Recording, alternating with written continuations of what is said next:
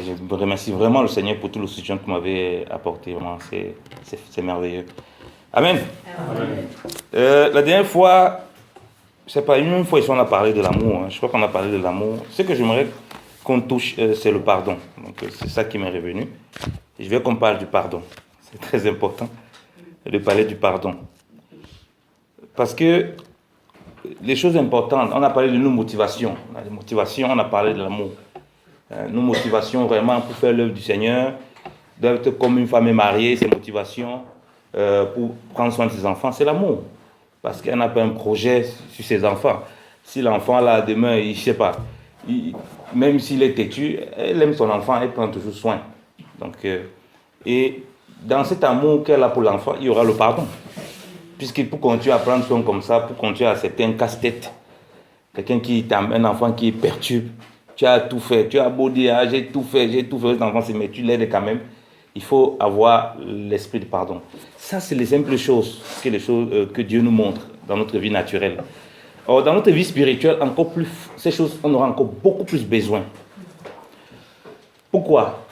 Christ a dit, je vous envoie comme des brebis au milieu des loups. Le loup ne vient pas pour nous caresser. Il ne vient pas pour nous apprécier. Il vient pour nous dévorer. Donc, ouais, dans une maison, dans la famille, quand on aime, il n'y a pas de loup autour. Ce sont nos propres enfants, c'est nos propres familles. Même jusque-là, on a des blessures, on a des trucs qu'on n'est pas content, mais on parvient à pardonner. Parce qu'on aime vraiment d'un cœur sincère. Une maman, c'est le fruit de ses entrailles. Elle aime son enfant. Il est têtu, elle va corriger tout ça, mais elle va oublier. Elle va pardonner. Elle oublie facilement quand ses propres enfants. Pareil quand une femme a accouché, les douleurs de l'enfantement après c'est passé. Maintenant elle se préoccupe de l'enfant qui est né, comment elle doit lui donner le lait. Donc ça passe vite, parce que c'est l'amour qui anime la personne. C'est pourquoi on a parlé de la charité. C'est pour ça que j'ai insisté qu'on parle de la charité, donc de l'amour produit par le Saint-Esprit, lorsqu'on a nos motivations, qui va nous pousser vraiment. Il y a deux éléments importants, l'humilité et le pardon. Mais je vais insister sur le pardon. Vous allez comprendre pourquoi. J'ai déjà dit, nous sommes appelés, nous en tant qu'enfants de Dieu, à être au milieu des loups. Dans le monde, le Seigneur a dit, celui qui va vivre pieusement en Christ sera persécuté. Donc il y a la persécution qui va arriver, c'est inévitable. C'est pas comme dans la propre famille. On oublie déjà que voilà, l'enfant a fait une connerie, mon mari a fait quelque chose, on parvient à traverser. Quand on devient enfant de Dieu, la difficulté est doublée.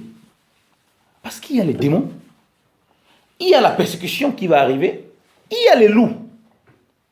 Maintenant, en tant que frère et soeur, parfois on ne sait pas. Parfois, quelqu'un peut se transformer lui-même en loup pour son propre frère. Une soeur peut se transformer même en louve pour son propre frère. Donc, on peut, à un moment ou l'autre, faire des dérapages. Et c'est là où on n'a pas compris les motivations. L'amour, le principe de la foi qui est en Christ. Comme j'ai dit, on oublie. On oublie quand l'enfant a fait une connerie, tu marchais, puis tu oubliais. Tu es passé à autre chose. Tu oublies vite parce que tu es poussé par l'amour. Donc le pardon est un élément qui jauge notre qualité d'amour, notre quantité d'amour. Le pardon est un élément qui vérifie l'amour qu'on porte les uns les autres. C'est très important. On va le voir dans les Écritures doucement, on va aller tout doucement.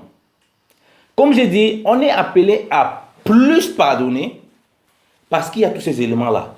Tout ne va pas être rose. Entre nous, frères et sœurs, on aura des petits bobos, des petites discussions, des petits trucs. Ça, c'est naturel, ça, c'est normal. Mais ensuite de cela, il y a une couche au-dessus. Il y a Satan et ses démons qui ne vont pas nous lâcher. Il y a aussi le monde qui va nous persécuter.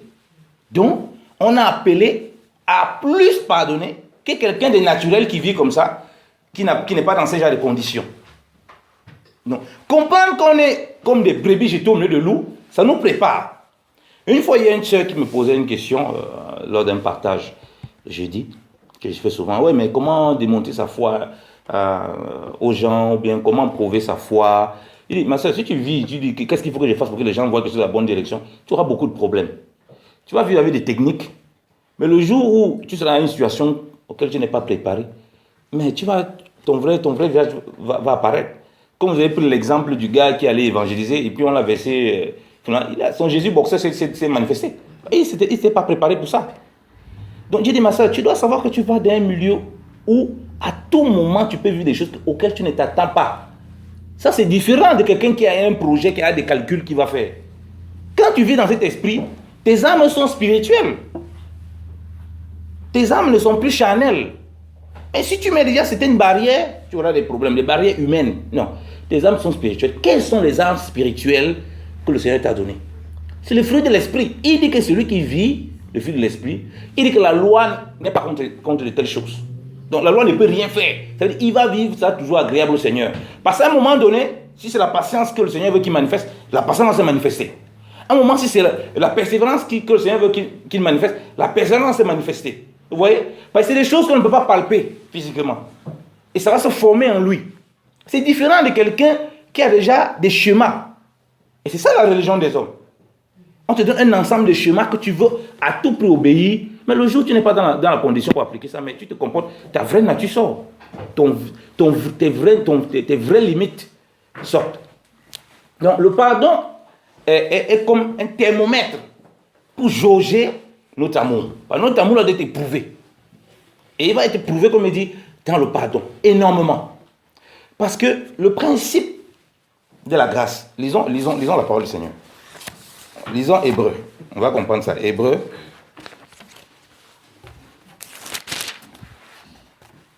Hébreu 8.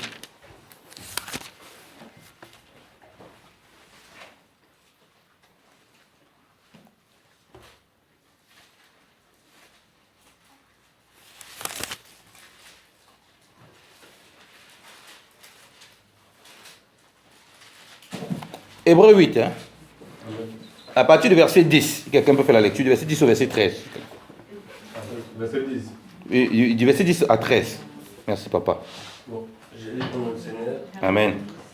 Mais voici l'alliance que je ferai avec la maison d'Israël. Après ces jours-là, dit le Seigneur, je mettrai mes lois dans leur esprit, je les écrirai dans leur cœur, et je serai leur Dieu. Et ils seront mon peuple. Personne n'enseignera plus son concitoyen, ni personne son frère, en disant, connais le Seigneur, car tous me connaîtront, depuis les plus petits jusqu'aux plus grands d'entre eux, parce que je pardonnerai leurs inquiétudes, leurs iniquités, et que je ne me souviendrai plus de leurs péchés. En disant une alliance nouvelle, il a déclaré ancienne la première. Or, ce qui est ancien et qui a vieilli, est près de disparaître. Amen.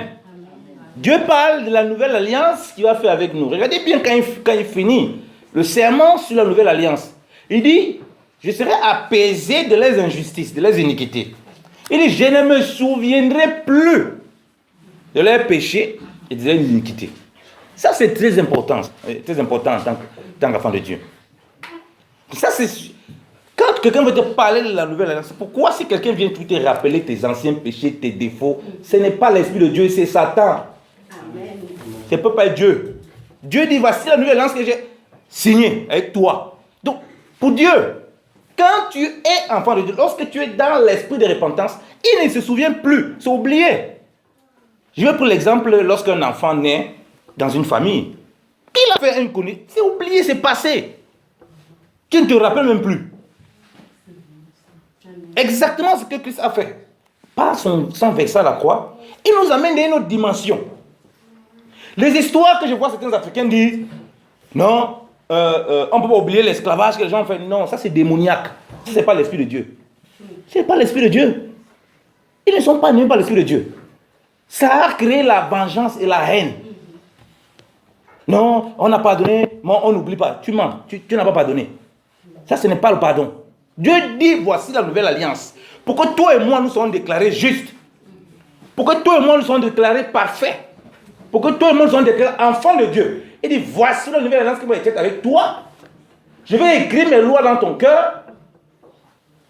On ne va plus dire à quelqu'un, connais le Seigneur, vous allez me connaître. Et il explique comment. Il dit que je ne me souviendrai plus de vos iniquités. Je serai apaisé. Parce que le sacrifice de Christ est un sacrifice parfait. Qui vient apaiser le cœur de Dieu. Et lorsqu'on vient dans le Seigneur, on vient avec repentance. Et lorsqu'on a dans cette repentance, il ne se souvient plus. C'est pourquoi la parole de Dieu dit qu'il y a de la joie au ciel pour une seule âme qui se répand, que pour 99 juste. Et pour Dieu, vous savez, pour Dieu, quand tu vis dans le péché, c'est comme si tu n'étais jamais sorti du péché. Que tu sois enfant de Dieu ou pas. Quand tu te répands, c'est comme si tu n'avais jamais été dans le péché. Parce qu'il efface tout. Il ne se souvient plus. Voilà comment Dieu dit. C'est pourquoi lorsque tu marches dans la crainte du Seigneur, peu importe ce que tu as pu faire, frère, soeur, quand tu te répands de tes voies, si quelqu'un vient te rappeler ça, ce n'est pas l'Esprit de Dieu. C'est un démon. C'est la méchanceté de l'homme. Tu veux t'assujettir, te tenir captif. Rappelez-vous de la prière des deux hommes qui priaient. Quand ils sont le temps dans Luc 18, Jésus va prendre le cas du pharisien et le nom péagé. C'est dans Luc 18. Le premier verset, je crois, Luc 18, à partir du verset, peut-être du verset 9, si mes souvenirs sont bien. Donc, quand celui-là va, il va dire, oh Dieu, que tu sois apaisé de mon péché. Il va s'humilier devant Dieu. Le pharisien va le pointer du doigt. Ça, c'est qui ça? Je ne suis pas comme lui, je ne vis pas comme ça. Dieu va voir celui qui a eu le cœur humble, qui va pardonner bien, qui va sortir, il sera justifié. C'est-à-dire qu'il va se rendre compte que, comme Zachée, des choses vont changer dans sa vie. Avant, quelqu'un qui volait, il commence à rembourser, mais il a changé. Mais si quelqu'un commence à le rappeler toujours ce qu'il a fait, il y a un problème. Je parle de là pour qu'on comprenne bien le pardon dont le Seigneur veut qu'on parle. C'est très important. Parce que les blessures et les piqûres, les haines, les méchancetés qu'on vit, c'est des choses qui restent facilement en nous. Facilement, qui s'établissent. On ne se rend pas compte. Et qui nous font plus de mal qu'autre chose. Moi, je dis toujours à quelqu'un, que je disais à une soeur, il faut qu'elle me dise, oh oui, mais comment pardonner? Il dit, ma soeur, si tu ne pardonnes pas, c'est toi qui souffres. Le gars qui t'a fait du mal, la personne qui t'a fait du mal, il dort tranquillement là-bas, il ronfle même. Toi, tu dors, tu fais les cauchemars. Parce que c'est ton cœur qui souffre. L'amertume que tu encaisses là, c'est ton cœur qui souffre. C'est pas le cœur de quelqu'un d'autre. Tu vois, les parents vont mourir. Une maman, ses cheveux sont tombés parce que l'enfant a têtu tellement. Et qui souffre avec ça. Mais Dieu veut qu'elle apprenne à avoir un cœur rempli d'amour et de pardon. Rempli du Saint-Esprit. En ce moment, tu n'as plus ce genre de problème. Quand ça vient, Dieu te donne la capacité de les surmonter. Je vais vous raconter une petite anecdote. Et un monsieur, son fils était un grand bandit. Je suis en train de parler du pardon pour que vous réalisez. Son fils était un grand bandit qui faisait beaucoup de dégâts et tout. Après, le fils, on l'a tué. Finalement, on l'avait attaqué, on l'a tué. C'était la fête partout. Les gens fêtaient. Oh, le gars, le grand bandit qui dépouillait, qui faisait machin, il est mort, tout ça. Donc, les gens sont venus au deuil aussi pour voir l'exposition du grand bandit, du corps du grand bandit qui faisait son. Les gens n'étaient pas dans le même état d'esprit. Donc, pendant qu'on était dans le deuil où les gens sont censés pleurer, il y avait d'autres qui n'étaient pas dans le même état d'esprit, qui venaient pour voir aussi le grand bandit. Quelle compassion dans leur cœur. Le papa, à un moment, c'était un peu calme. Papa est venu devant le cercueil. Les gens passaient. Il a commencé à raconter la vie de son fils. Mon fils, tu étais ceci, tu as fait ça. J'ai essayé de t'inscrire à l'école. J'ai fait comme ceci. Tu as fait ceci, tu as fait ceci. Il a raconté tout ce qu'il a dit, tout ce que son père a dit. Mais tu t'aimais mon fils, tu étais mon fils. Je t'aimais comme ça. Le père pleurait. Tous les gens se sont mis à pleurer. Même les gens qui venaient pour accuser se sont mis à pleurer. Vous voyez que cet homme a toujours aimé son fils, même quand il était un bandit. Ça n'a pas changé l'amour qu'il avait pour son fils. Ceux qui venaient avec l'esprit de condamner le fils, eux-mêmes ils étaient touchés. Et ça les a poussés à la repentance. Pour voir qu'au fait, nous ne sommes même pas mieux que ce gars. Nous avons aussi besoin de repentance. Ce monsieur a manifesté l'amour jusqu'à la fin. Et cet amour l'a amené toujours à pardonner son fils, même quand celui-ci était mort. Je vous prends cet exemple pour nous montrer à quel point c'est important pour nous en tant qu'enfants de Dieu de vivre dans le pardon. De vivre dans le pardon, c'est ça qui montre aussi au milieu des païens, au milieu des gentils, au milieu des tribulations. L'amour fraternel, là, le corps, pour vivre un corps, bien aimé, s'il n'y a pas le pardon, on ne va jamais vivre un corps. Ça sera de l'hypocrisie. Le pardon est essentiel. vous causer face à face, c'est dire la vérité, c'est pardonner. Jésus va prendre maintenant. Maintenant, on prend l'exemple du Seigneur. À la croix, il a dit, pardonne-leur, qu'elles ne savent pas ce qu'ils font. Quand on dit on s'identifie à Jésus-Christ, à sa mort, à sa résurrection, j'ai été crucifié avec Christ. Est-ce que tu es capable de dire les mêmes paroles qu'il a dit à la croix? Face aux gens qui te crucifient, face aux gens qui te persécutent. Il ne faut pas dire j'ai été crucifié avec Jésus-Christ. Je suis crucifié avec Jésus-Christ. Non, il ne faut pas chanter des chansons. La chanson que tu dois chanter là, c'est dans la réalité.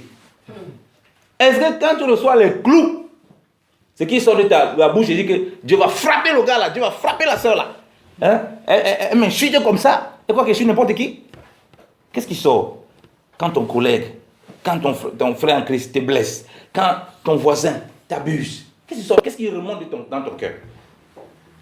Est-ce que c'est la gloire? Tu dis que Jésus, Père, pardonne, c'est ça qui sort de ta bouche. Il ne faut pas dire Jésus Christ avec Christ. Et ce qu'il dit, ce qu'il a vécu, il n'est pas capable de vivre. Et c'est là où on voit vraiment notre degré d'amour. Les pharisiens vont éprouver Jésus. La femme vient, elle commence à pleurer. Et ils pensent en eux-mêmes. Ah, mais si cet homme était un prophète, il devrait savoir que ça c'est une femme de mauvaise vie. Christ va expliquer que, mais moi je suis venu ici, tu ne m'as pas donné l'eau pour me laver, tout ça. Tu ne m'as pas fait des baisers, même baiser les pieds avec machin, et essuyer les pieds avec les larmes, tout ça. Il dit, celui à qui on a pardonné beaucoup, manifeste beaucoup d'amour. Celui à qui on a pardonné peu, manifeste peu d'amour. Donc le pardon est relié à l'amour. On va comprendre cela. Lisons les Écritures. Vous allez voir chaque fois que quelqu'un refuse, quand le Seigneur va prendre l'exemple avec le pardon, c'est comme des dettes. C'est pourquoi il faut faire très attention avec la chose du pardon et de l'amour là. C'est comme une dette. Lisons Matthieu.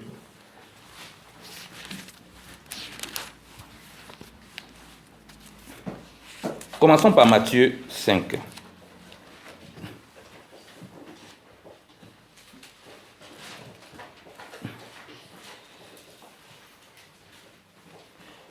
Matthieu 5. Matthieu 6, excusez-moi. Du verset 7 au verset 15. Si quelqu'un peut faire la lecture, s'il vous plaît, que ce soit participative. Amen, maman, tu peux lire. Quand vous priez, ne répétez pas sans fin les mêmes choses comme le païen. Ils s'imaginent que Dieu les exaucera s'ils parlent beaucoup. Ne les imitez pas, car Dieu votre Père sait déjà de quoi vous avez besoin avant que vous lui demandiez. Voici comment vous devez prier. Notre Père qui est dans les cieux, que chacun reconnaisse que tu es le Dieu saint, que ton règne vienne, que chacun sur la terre fasse ta volonté comme elle est faite dans les cieux. Donne-nous aujourd'hui le pain nécessaire. Pardonne-nous nos torts, comme nous pardonnons nous aussi à ceux qui nous ont fait du tort. Et ne nous expose pas à la tentation, mais délivre-nous du mauvais. Car c'est à toi qu'appartiennent le règne, la puissance et la gloire pour toujours. Amen. En effet, si vous pardonnez aux autres le mal qu'ils vous ont fait, votre Père qui est au ciel vous pardonnera aussi. Mais si vous ne pardonnez pas aux autres, votre Père ne vous pardonnera pas non plus le mal que vous avez fait. Amen. Avec toi là. Ça c'est terrible. Christ dit que quand vous priez, ne faites pas les vaines redites comme les païens. Et il explique un modèle de prière qui est un enseignement puissant. Quand il ressort de là, il tombe directement sur le pardon. Ça veut dire, il tombe sur ce qui est important, ce qui est capital dans cette prière-là. Il n'a pas regardé le reste. Hein? Quand il sort de la prière, que tu es censé faire, que nous sommes censés faire tous les jours, celle qu'il prend à l'intérieur pour nous montrer ce que Dieu attend de nos cœurs lorsqu'on s'approche pour prier, c'est le pardon. Il dit, pardonne nos offenses comme nous pardonnons aussi à ceux qui nous ont offensés. Ça veut dire que devant Dieu, je dois demander pardon pour mes offenses, une première chose. Mais pour que le pardon de mes offenses me soit accordé, pour que je sois justifié, il faut que je pardonne aussi ceux qui m'ont offensé. Ça veut dire qu'un enfant, comme je dis toujours, ça c'est l'immaturité quand je vois ça. Ah non, la sœur n'est pas venue me demander pardon. Non, tu mens. Tu vas aller prier quelle prière le soir. Il dit pardonne-nous. Si tu attends que quelqu'un vienne te demander de demander pardon, tu auras le problème avec Dieu. Quand on est encore bébé, oui, on marche, on dort. C'est pourquoi vous voyez les gens, comme je dis, les gens ont des cancers, les gens ont des maladies bizarres, les gens ont des comportements des chiens. Il manque de pardon est beaucoup chez eux. Il attend qu'on vienne lui demander pardon. Non. Ton cœur va souffrir. Tous les jours quand tu pries, tu dois pouvoir pardonner comme Dieu. Tu dois pardonner pour que Dieu lui-même te pardonne. Qui dit que si vous ne pardonnez pas aux hommes, il n'a pas choisi, il n'a pas dit à tes frères en Christ et les autres, laisse-les, laisse-les, ils peuvent faire. Non. Si vous ne pardonnez les autres, écoutez, Dieu lui-même, il dit que votre Père, il appelle votre Père, ne va pas non plus vous pardonner. Et si tu n'es pas pardonné de tes offenses, tu vas entrer dans quel ciel, frère? On va entrer où? Tu vas même prétendre que tu es enfant de Dieu comment? Quelle prière Dieu va écouter? Tu vas rentrer dans les veines redites. Donc vous comprenez quand Jésus parlait des veines redites, c'est que ces païens vivaient leur cœur, c'était la haine était remplie dedans. Le manque de pardon, le manque d'amour, ce sont des dettes. Le manque de justice, le manque de réconciliation. Et il dit, ne faites pas comme les païens. Quand on ne fait pas comme les païens, c'est qu'on doit voir, c'est ça. Hein? Quand je plie mes genoux pour invoquer, Père, est-ce qu'il y a quelque chose dans mon cœur là? Je n'ai pas pardonné quelqu'un. Pardon, montre-moi et pardonne. Quand je manque même le pardon, je dois aller présenter mes excuses parce que c'est un péché. Si tu dois pardonner, tu refuses de pardonner, c'est un péché. Quand j'entends des chrétiennes, ah non, j'ai été trop abusé, tu n'es pas digne de recevoir mon pardon. Je dis, mais c'est pas possible. Mais je suis en train de rêver. Tu ne mérites pas qu'on te pardonne. Il y a quel homme qui peut dire ça? Bien-aimé dans le Seigneur, je sais pas pourquoi le Seigneur veut qu'on parle du pardon. Écoutez très bien, c'est très important. On va tourner ici en rond comme ça, on se rend compte qu'il y a beaucoup de choses qui marchent dans nos vies. Dieu nous résiste, on est comme des païens devant lui qui font des veines redites. Parce que quand il voit la condition de la prière qu'il nous a donnée, la condition qu'il attend dans laquelle on doit être, on n'est pas là. On est dans la condition comme les mêmes païens là. On prie, on parle en langue, on fait beaucoup de bouquins, mais Dieu nous observe, il ne voit pas ces critères que Christ a définis. Notre Père est là pour voir ça. Pour que ma prière commence à plaire au Seigneur, pour que je rentre même de parler d'intimité avec Dieu, de connexion avec Dieu, il faut le pardon. Parce que la nouvelle alliance, c'est basé sur ça. Il dit, voici la nouvelle alliance, je ne me souviendrai plus de leur iniquité, je serai apaisé. Ce principe, ça s'applique dans ta vie de tous les jours. Donc quand j'approche le Seigneur, s'il y a des pincements, ce n'est pas facile. Hein. Ça, il faut reconnaître ça. Ce n'est pas facile. Mais Dieu nous a donné des armes spirituelles. La parole de Dieu déclare, il est puissant pour accomplir ce qu'il a commencé en nous. Amen. Amen. Donc c'est à nous de croire que ce que le Seigneur a commencé, il va l'achever. Donc on ne doit pas buter. Le pardon, ce n'est pas optionnel. Christ met le pardon là, pas comme optionnel, puisqu'il inclut dans la prière.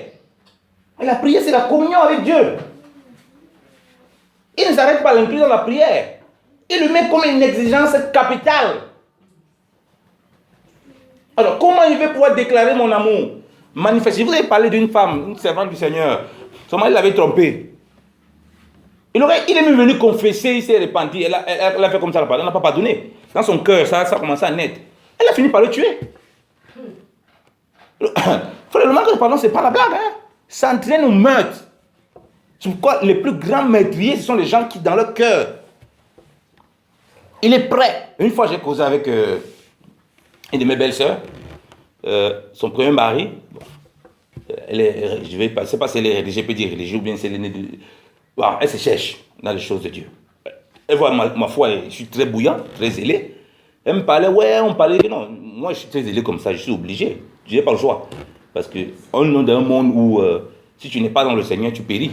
Tu péris facilement, le monde t'emporte. Hein. Tu commences à te manifester, comporter comme le monde. Les principes que le Seigneur a dit, c'est les principes qui demandent une consécration totale.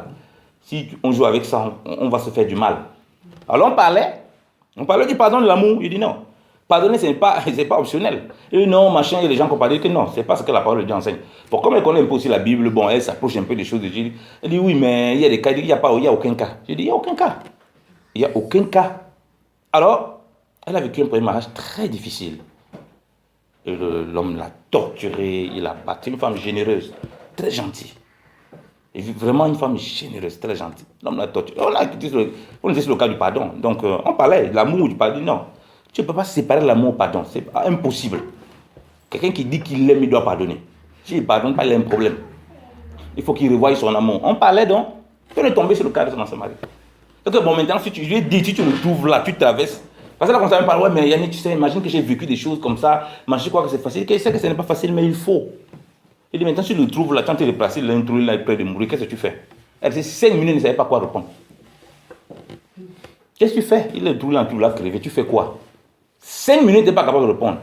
Elle m'a dit qu'elle prend. Il dit que non, il faut être sincère avec moi. Dis-moi ce que tu as dans le cœur. Après 5 minutes, bataillant, elle a dit que ce qui vient dans son cœur, c'est ce qu'elle devait le laisser crever. Il dit que tu vois, oh, peut-être c'est la seule personne que Dieu voulait que tu sauves. Les autres que tu as passé le temps à sauver, là, Dieu a bien choisi les personnes qui pouvaient les sauver. Mais lui, c'était là, tu étais la seule personne qui pouvait sauver, qui voulait utiliser. Tu fais comment alors devant Dieu? Elle était coincée.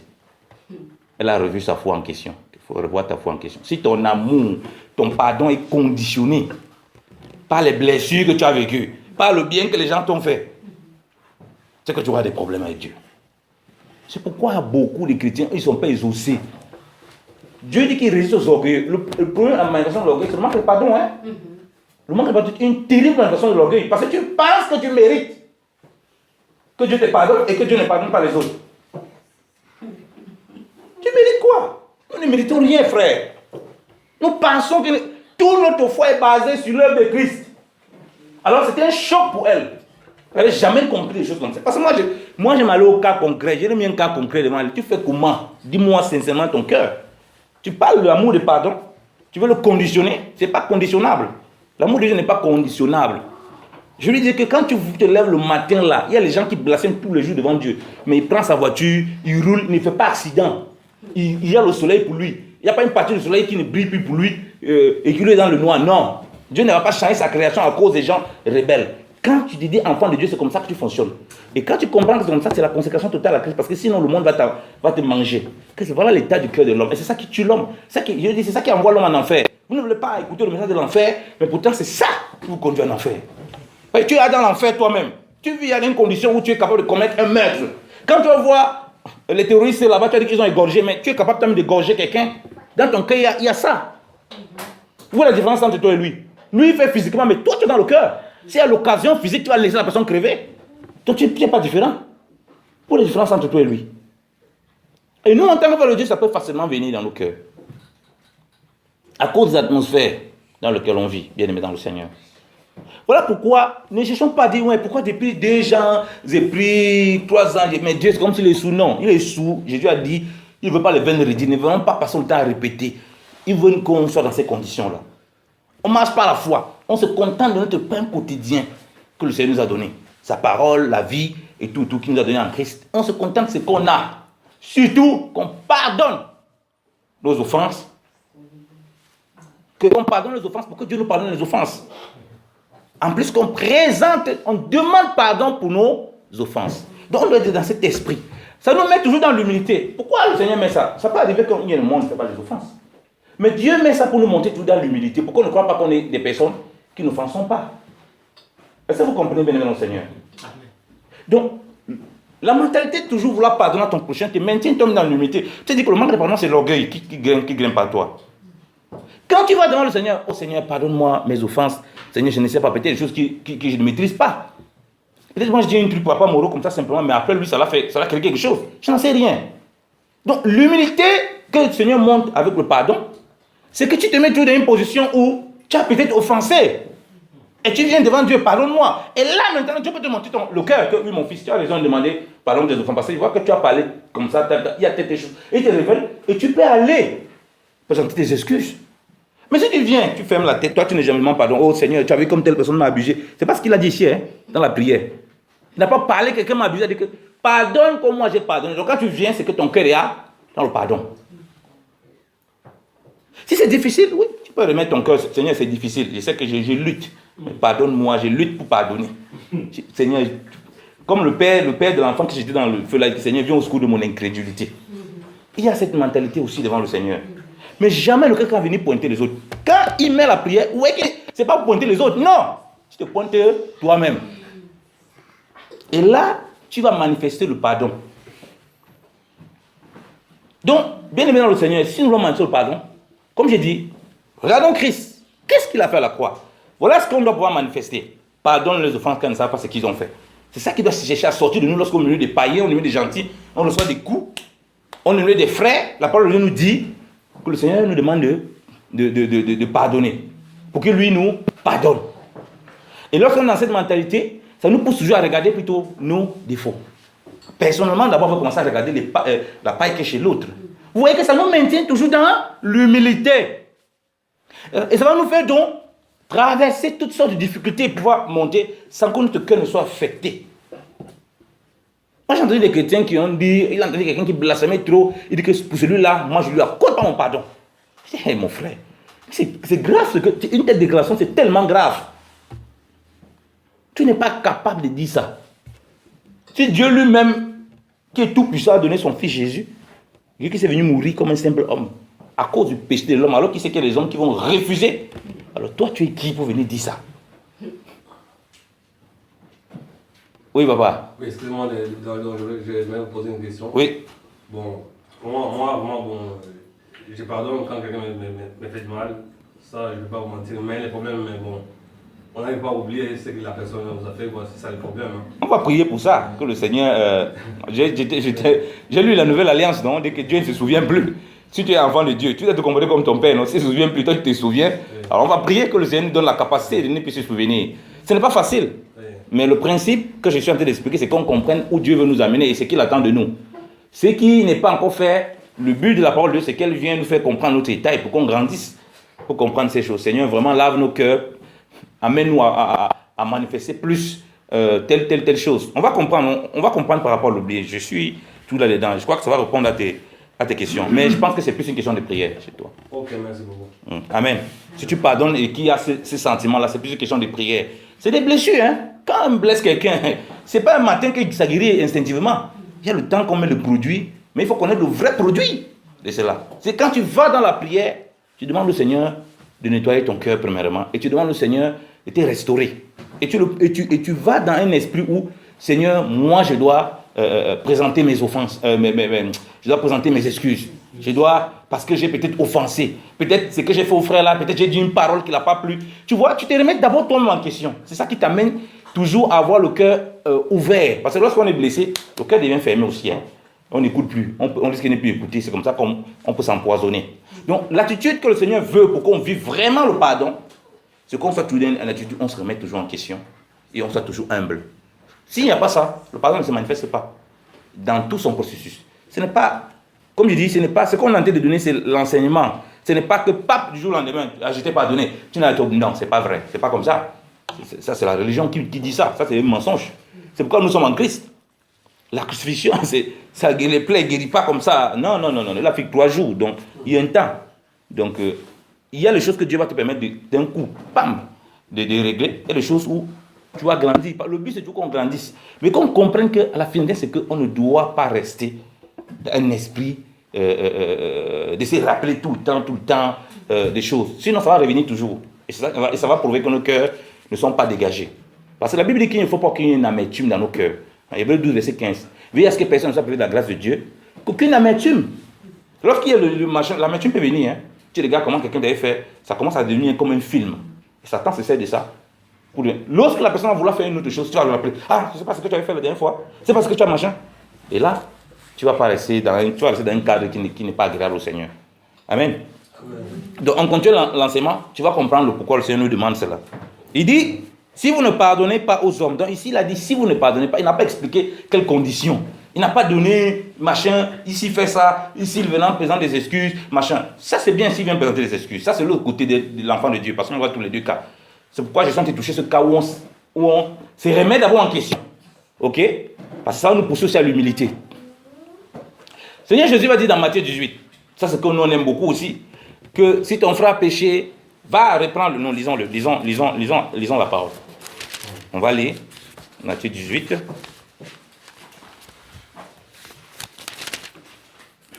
Matthieu 18. on aura l'occasion de parler de celui qui est offensé aussi, qui doit aller présenter des excuses. Bien que celui qui est dans l'esprit où il pardonne, sans attendre quoi que ce soit, parce qu'il sait que dans la prière, il doit avoir cet esprit de pardon. Sinon, Dieu ne va pas lui pardonner. Celui-là va toujours, quelqu'un qui va toujours aussi aller vers son frère pour présenter ses excuses.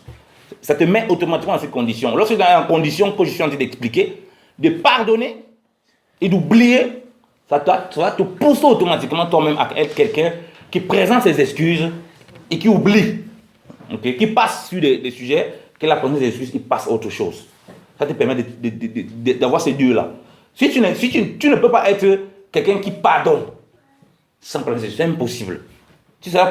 Comme je dis, ça va te garder tout dans l'humilité. On va le comprendre. Matthieu 18. Voilà le passage que nous aimons souvent bien. Je vais lire la parole du Seigneur. Matthieu 18, à partir du verset 15. Je vais lire. Si ton frère a péché contre toi, va et reprends-le entre toi et lui seul. S'il t'écoute, tu as gagné ton frère. Mais s'il ne t'écoute pas, prends avec toi encore une ou deux personnes, afin que tout soit réglé sur la parole de 2 ou de 3 témoins. Que s'il ne daigne pas les écouter, dis-le à l'église. Et s'il ne daigne pas écouter l'église, régale-le comme un païen et un péager. Amen. Regardez ce que le Seigneur dit ici. Moi je dis toujours, ça c'est premier niveau, le chrétien est mature. Il y a un petit problème, son frère a péché contre lui, il va absolument le reprendre pour le gagner. Vous comprenez? Ça c'est le premier niveau. Quand tu es encore, moi je considère encore un bébé. Maintenant, il y a un second niveau.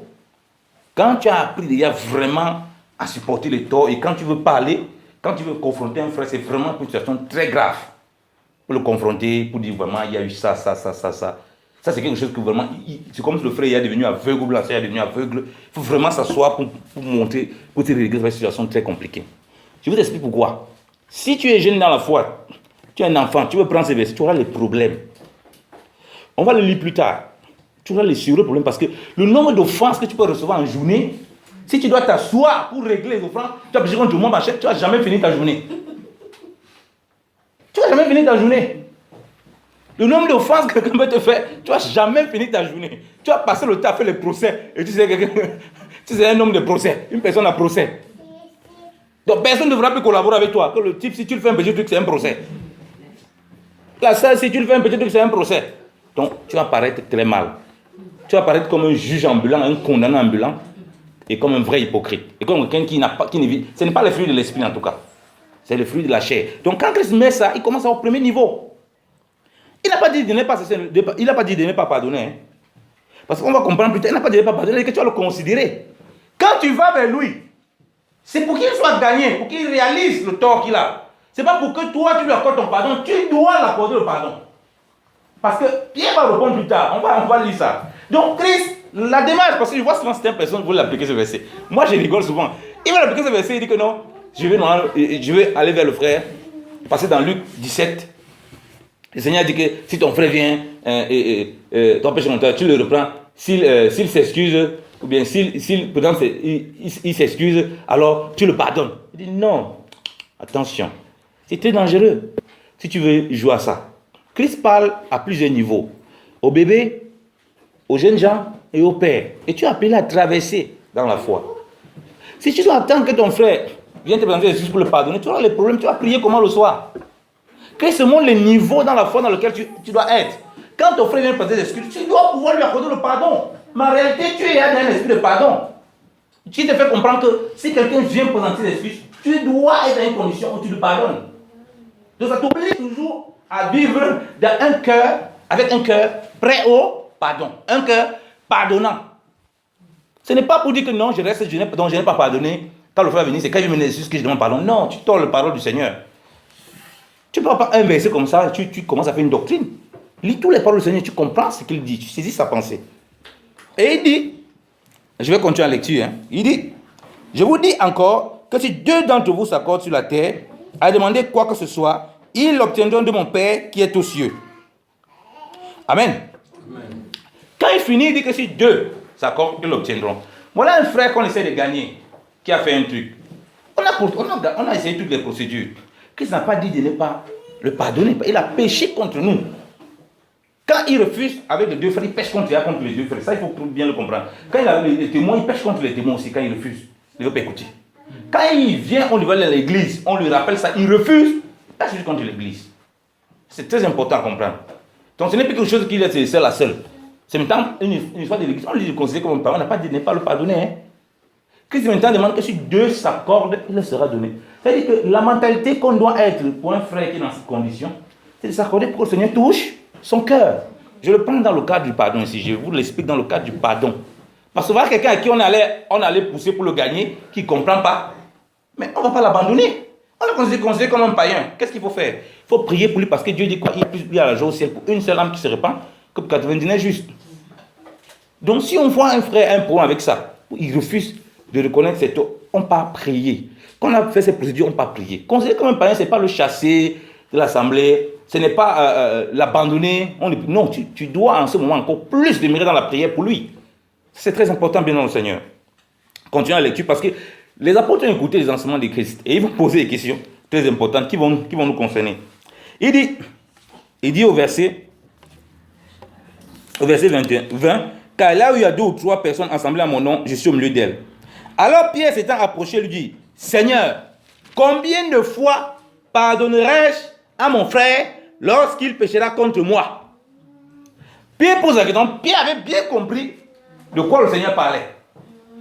Si ton frère pêche contre toi, viens, il écoutait tous les enseignements, Pierre était très attentif dans l'enseignement du Seigneur. Il dit, mais combien de fois je dois lui pardonner? Pierre ici n'a pas dit combien de fois il va venir présenter des excuses auprès de moi. Non. Combien de fois je dois pardonner à mon frère? Donc vous comprenez que, comme je dis, le pardon, bien aimé dans le Seigneur. Ce que je veux qu'on comprenne, comme je dis, le pardon, c'est une résultante de l'amour.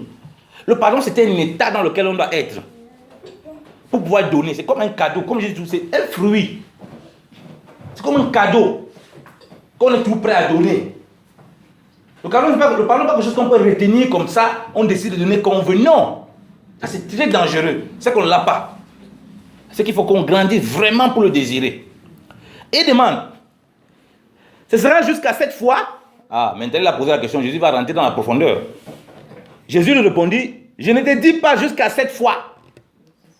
Mais jusqu'à 70 fois, donc jusqu'à 70 fois, 7 fois. Ça c'est grave, hein? Il dit, combien de fois, mon frère, lorsqu'il péchera contre moi, il va lui pardonner? Qu'il n'a pas dit 7 fois, hein? Pierre dit non, Pierre a calculé, il dit que bon, 7 fois, peut-être dans la journée, on peut se voir peut-être 2 ou 3 fois, 4 fois, 5 fois, il me obéit. J'ai dit, non, pardon, je n'ai pas vu ça. Non, il dit, non, mon ami, c'est pas comme ça que ça se passe. Et il dit, ah, mais ça c'est terrible. Si tu dois calculer, je calcule ici là, donc papa, avec GPI, donc tu dois calculer 70 fois 7 avec 480 pour tout le monde là. C'est comme ça que je dois pardonner. Ah! Si je veux faire les calculs comme ça, je suis cuit. Je ne vais jamais pardonner personne. Oui, papa. Oui. Mais si les gens se savent comme ça, les gens disent que non, la Bible dit qu'on va pardonner. Mais il ne peut pas dire ça, ça je dis, c'est qu'il a un problème. Tu ne peux pas faire en fonction de ce que les gens vont dire. Pour te donner le pardon, tu ne dois pas être dans l'état d'esprit. De toute façon, les gens vont me demander si je pardonne ou pas. C'est ça qu'il faut, c'est dans ça qu'il ne faut pas tomber. Tu comprends? Toi, le Seigneur te dit que tu dois pardonner 77 fois. Est-ce qu'il t'a demandé là si les gens vont t'abuser ou pas? Il sait que tu vas être abusé de toute façon. C'est toi que ça protège d'abord premièrement. Et comme je dis, si quelqu'un lui veut faire ça, mais c'est Dieu qui va régler son problème. Tu comprends? Parce que le Seigneur dit, la parole de Dieu dit quoi? Ne vous vengez pas vous-même. Laissez faire la colère divine. Ça veut dire qu'au milieu de nous, il y aura les tentations. Il y a les gens qui vont venir nous provoquer. C'est ce que Satan fait. Pour voir si on a vraiment ce pardon. Tu comprends? Ton pardon doit être prouvé. Et je dis le pardon, il y a l'amour. Celui qui pardonne peu, Jésus a dit, c'est celui qui manifeste peu d'amour. Celui à qui on a pardonné beaucoup, manifeste beaucoup d'amour. Donc, ta relation avec le Père, quand tu vis, parce que toute la loi des prophètes, c'est quoi? La Bible dit que c'est que vous ne voulez pas qu'on vous fasse. Ok? Ne faites pas les mêmes dons, ne faites pas aux autres aussi. Ce que vous voulez qu'on vous fasse, faites des mêmes aux autres. C'est comme ça que tu dois être. Si le frère veut venir t'abuser, ça ce n'est pas ton problème. Tu ne vis pas en fonction de savoir si. Parce que tout le temps tu sais que tu vas être abusé en tant qu'enfant de Dieu. Et tes armes, c'est quoi? Quel que soit l'abus que tu vis de qui que ce soit, tu dois pardonner. C'est quel est ce premier niveau? Or, comme j'ai dit, si quelqu'un est dans cet état d'esprit, c'est quelqu'un qui va toujours présenter ses excuses. C'est quelqu'un qui sera toujours humble. C'est quelqu'un qui va jamais aller provoquer quelqu'un pour savoir, oui, mais la parole de Dieu, non, il ne va jamais faire ça. Parce qu'il sait que lorsque tu es dans cette disposition, ce que je n'aimerais pas qu'on me fasse, je ne vais pas faire aux autres. Donc je ne peux pas venir attaquer Papa Moreau. Ah oui, Papa Moreau, la Bible dit non, jamais. J'abuse de la parole du Seigneur. Et là, j'aurai un problème. Parce que le Seigneur sait que je cherche ici à abuser de son fils qui est Moreau. Abuser de la grâce qu'il a reçue, de pouvoir pardonner, et que moi je vais abuser de ça, et il va s'occuper de moi. C'est ça qu'il ne faut pas oublier, c'est que Dieu va s'occuper lui-même des gens qui abusent. Ça, il ne faut pas oublier. Dieu ne va laisser personne. Comme il a dit, non, si Dieu retient les péchés de quelqu'un, frère, cette personne-là, il aura les problèmes avec Dieu. Donc, ton devoir, ce n'est pas de savoir, ah, mais est-ce qu'il va venir, il vient te calculer, ça c'est son problème. Dieu va régler son problème. Dieu va régler son problème. Ce que Dieu ne veut pas, c'est toi, que ton cœur tombe dans le même piège que celui-là. Parce qu'autour de nous, il y a les gens qui vont tout faire ça. Il y a des gens qui vont tout abuser. Il y a des gens qui vont nous piéger. Et ça, je peux te dire que j'ai reçu beaucoup de pièges. Hein. Pour voir si ce que tu dis là, tu le vis. Il y a un fait qui prêchait l'évangile comme ça une fois à quelqu'un. Il était sorti de la maison avec le seul sou qu'il avait. Pendant qu'il prêchait l'évangile. Pam, sorti, la personne l'a éprouvé. Il a donné le seul argent qu'il avait. Il parlait de quelque chose de capital. On savait que c'est l'esprit qui parlait à cette personne, ce n'est pas l'esprit de Dieu. Bon, là, on a tel problème. Sors l'argent là. Il était coincé. C'est pas ce qu'il disait, était tellement important. Quand il sortait de sa maison, il avait pensé à ça. Il veut laisser ça à la maison. Mais il est sorti avec les seuls sous qu'il avait. Les seuls 10 euros qu'il avait sur lui. Il a pris ça, il a donné. Cette personne de Dieu écoute la parole, vient tout le temps lui demander qu'est-ce que Dieu. C'est comme ça que Dieu a commencé à lui toucher le cœur. Tu vois que son action n'est pas faite en fonction de mais est-ce qu'il m'abuse? Qu'est-ce que Dieu dit? Si quelqu'un vient t'offenser volontairement, ce n'est pas ton problème, comme je dis, ce n'est pas regarder ce que lui fait. C'est quel est l'état de ton cœur. Jésus te dit 70 fois 7. Tu dois pouvoir le faire.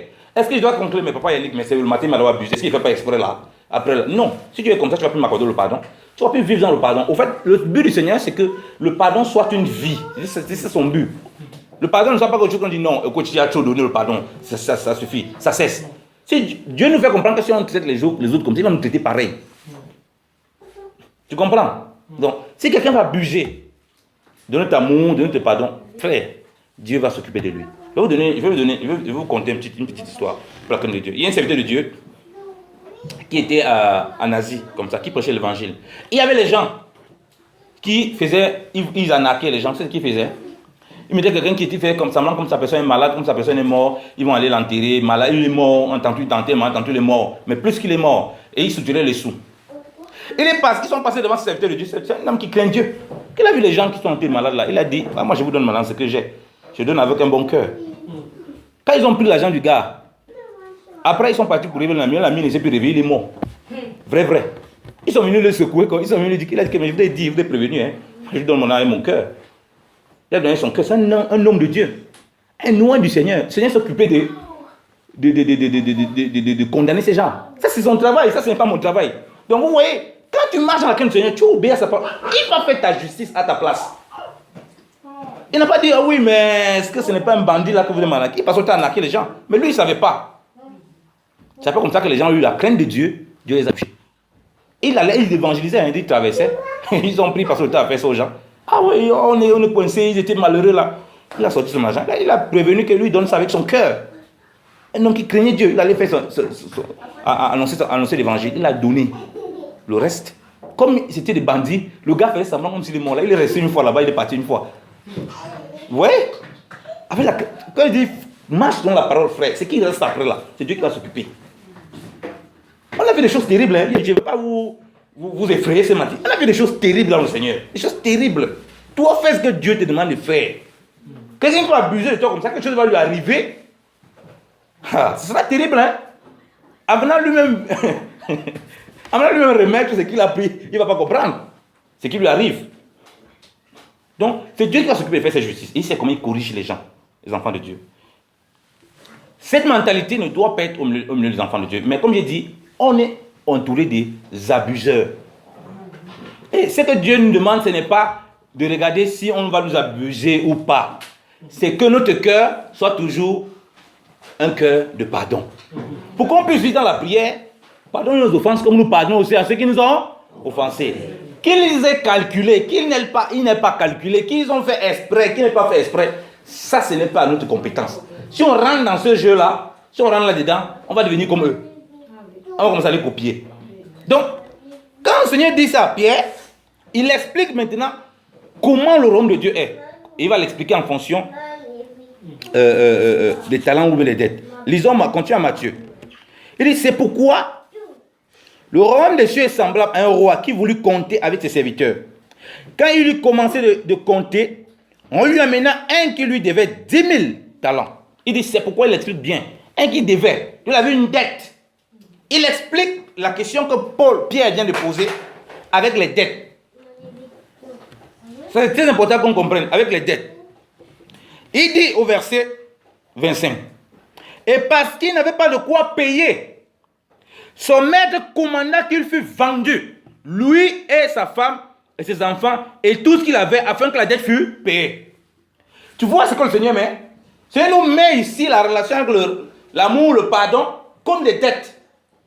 Et comme il n'avait pas de quoi payer, la parole dit que lui, on doit le vendre ses enfants. Donc ça veut dire qu'il doit être puni pour ça.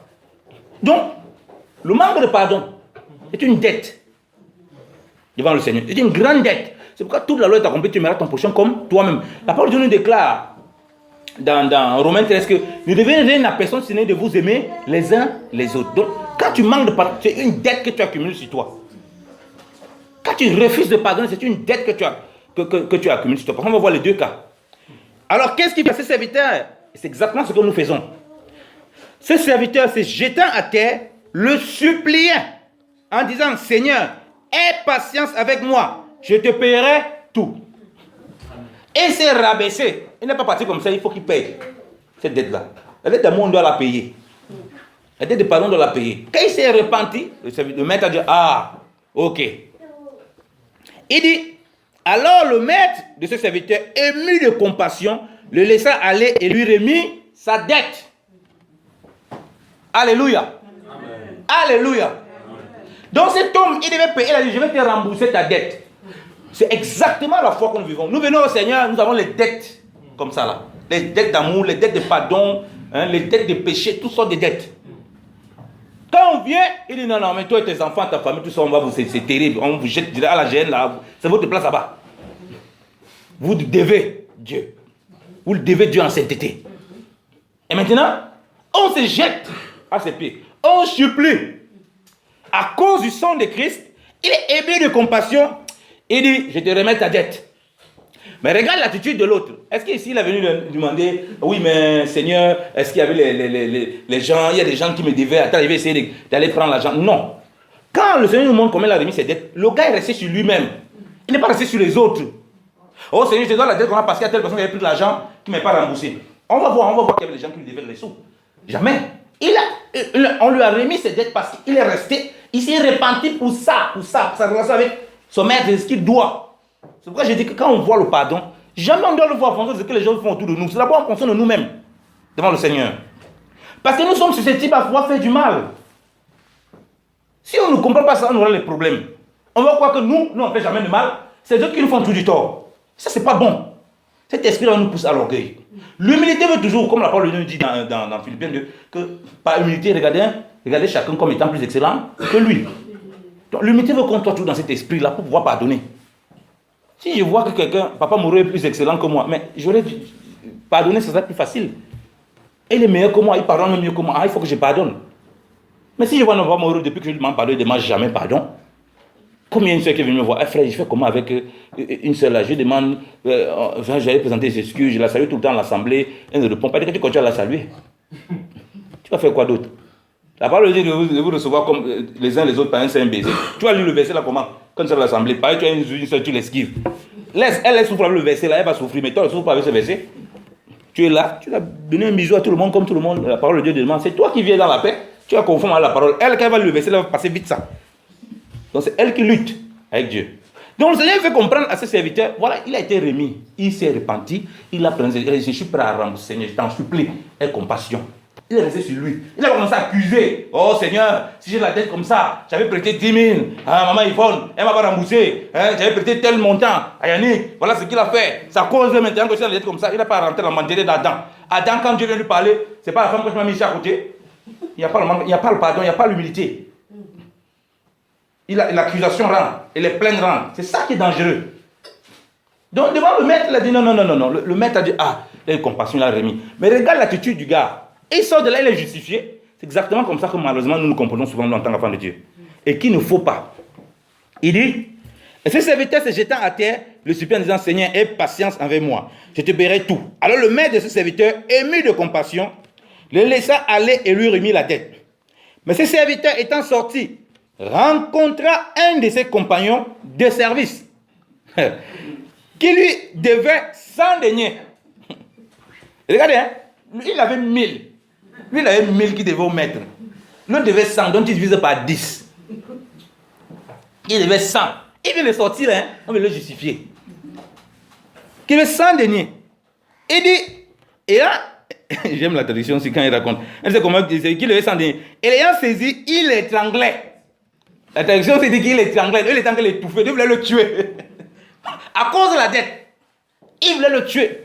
C'est pour ça que je dis, quand on parle du pardon, bien évidemment, Seigneur, on peut commettre des crimes dans nos cœurs. Parce qu'il y a une telle haine qui monte dans nos cœurs. Parfois, ça peut arriver physiquement, comme j'ai pris l'exemple de la servante qui a tué physiquement son mari. Ça peut arriver, on fait des trucs comme ça. Notre cœur, on est en train de gorger à cause de la haine qui est dans nos cœurs, à cause de ce qu'on a vécu, qui a manifesté la haine dans nos cœurs. Quand je vois ces Africains parler de la façon dont ils ont été traités et parler de l'esclavage machin, je vois de la haine, vous ne pouvez pas imaginer. Une haine terrible. Que si on donne le couteau à ce monsieur, il va tuer tous ceux qui sont autour de lui. C'est ça qui manifeste, c'est ça qui sort de lui. Et c'est ça qu'il faut éviter. Il dit, il a étranglé en disant, premièrement, regarde l'attitude. Est-ce que son maître l'a étranglé quand son maître l'a vu? Non. Son maître a commandé, mon frère, comme tu ne veux pas rembourser tes dettes là, on va voir ce qui va se passer. Mais lui, il a étranglé, il a dit, mon type, tu payes ça maintenant. Il n'est pas la même chose, il n'y a que le maître. Il n'est pas sorti, pardonner pour pardonner les autres. Il est sorti dans l'esprit, pardonner pour réclamer aux autres. Ce n'est pas bon.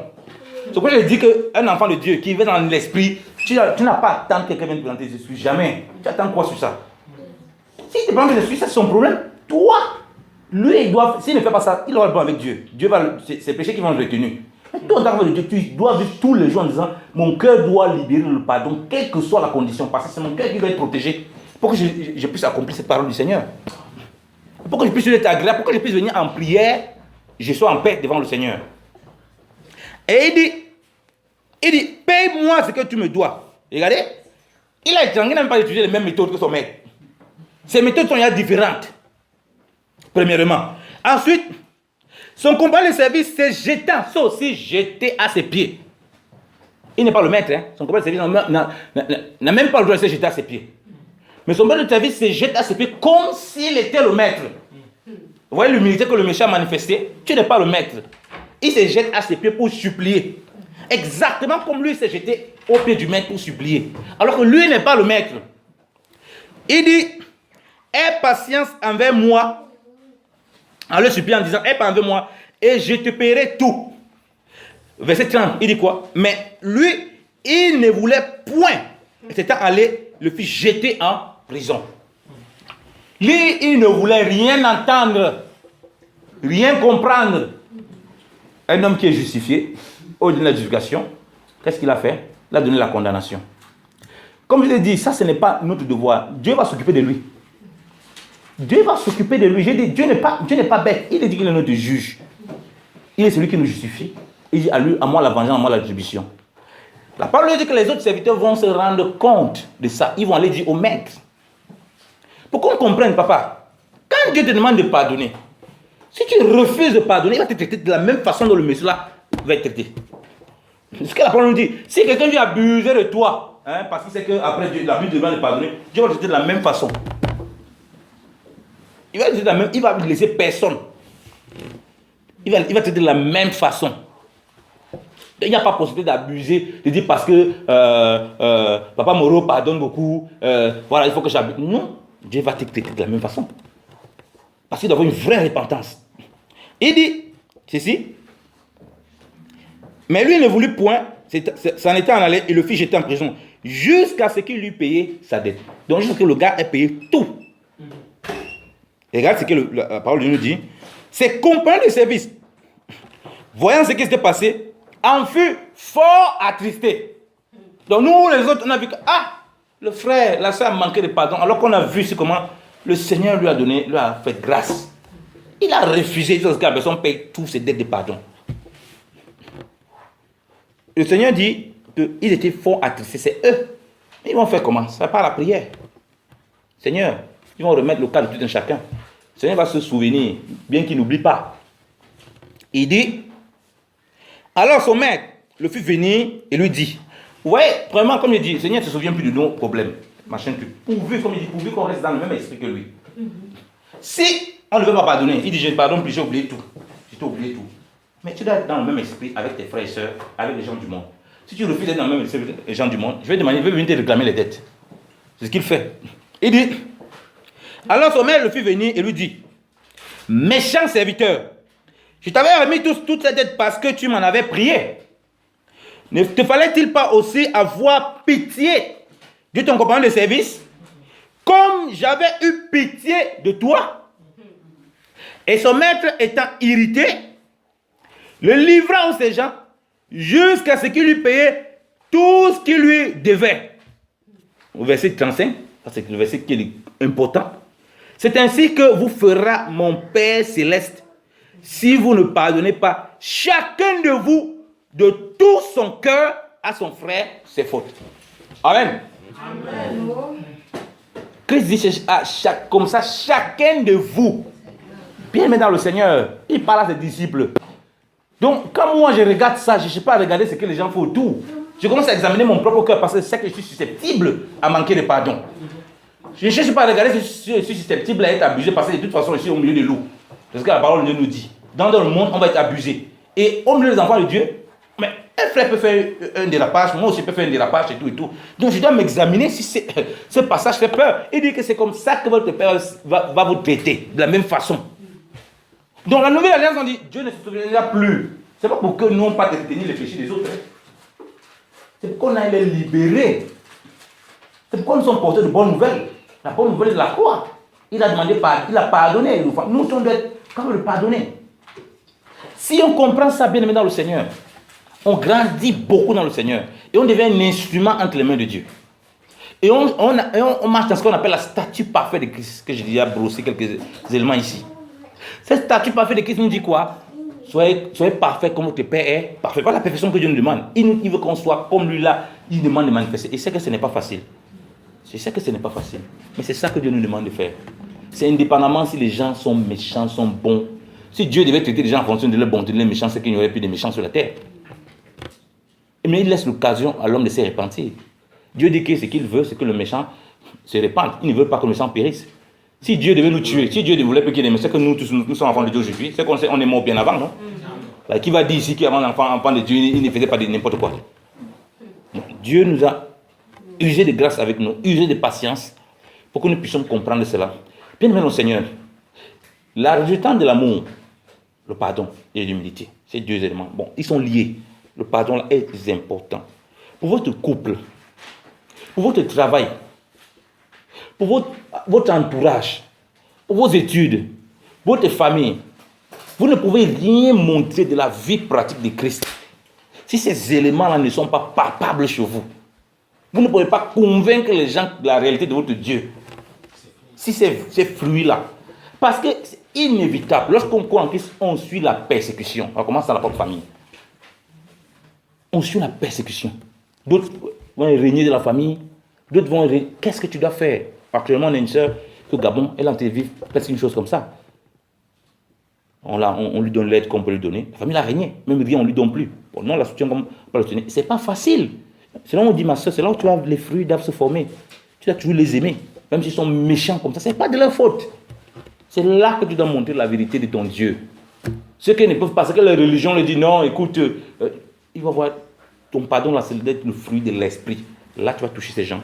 Ils peuvent venir au Seigneur. Ils peuvent être transformés. Alléluia. Amen. Donc, on a les bien-aimés qui vivent ça actuellement. Ils ont été touchés par le Seigneur. Ils sont persécutés. Une jeune sœur comme ça, là, ta famille s'occupait de toi, tu es rejeté. Tu fais comment? Tu vas encore aimer de telles personnes? Si tu n'as pas rencontré un vrai Christ, et des vrais frères pour te soutenir aussi, et pour t'encourager. Si tu t'amènes dans les combats spirituels, comme voit le jeu de Guy, retour à l'expéditeur, envoie, c'est ta mère qui veut te tuer. Comment tu commences à éviter ta mère à la maison, quand tu commences à l'esquiver? Quand ta mère te parle un petit truc, tu dis que esprit de Satan, esprit de quoi, tu vas manifester quel fruit? Donc, on a appelé à vivre ça. Donc, pardonnons de tout notre cœur. Cherchons ça de tout notre cœur. Vivons ça. Que ce soit un cadeau qu'on a permanemment pour le donner aux gens. Les gens en ont besoin.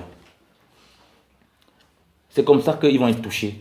Et beaucoup vont venir même présenter leurs excuses sans qu'on ne les force.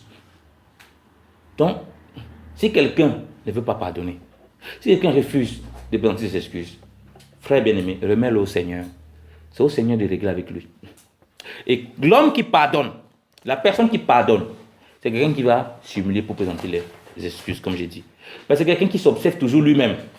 C'est quelqu'un qui sait qu'il va devant Dieu demander pardon pour ses offenses. Comme il dit, vous savez qu'il sait qu'il a les offenses. Donc il sera humble de reconnaître ses offenses.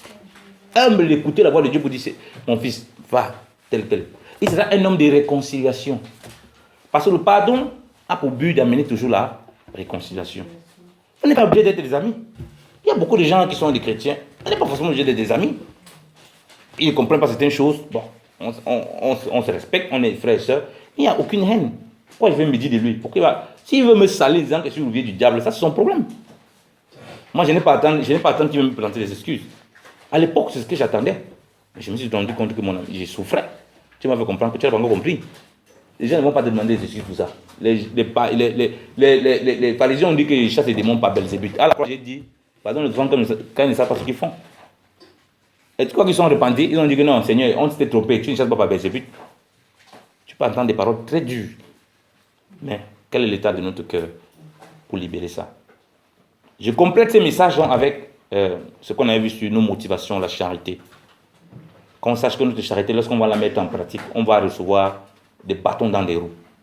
Et notre but, c'est de pouvoir surmonter toutes choses. Ce qui surmonte toutes choses, c'est notre foi au Seigneur. Que Dieu vous bénisse à mon nom de Jésus-Christ. Amen. Amen.